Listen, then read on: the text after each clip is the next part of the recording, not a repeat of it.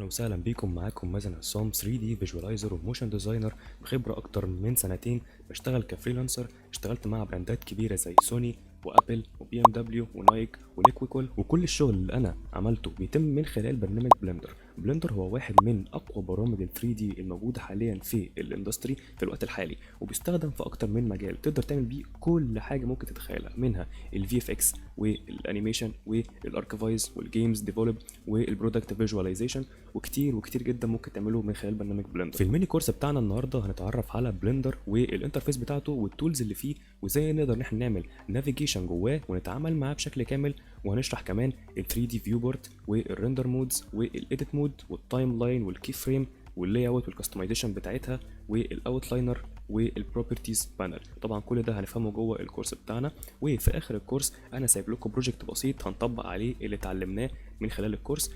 كل اللي انت هتعمله ان انت هتضيف البروجكت، هتعدل على الماتيريال بتاعته وتغير فيه وترندره، وبكده هتكون فهمت اساسيات بلندر وقادر ان انت تتعامل معاه وتروح للنكست ليفل. وبدون كلام كتير يلا بينا نبدا.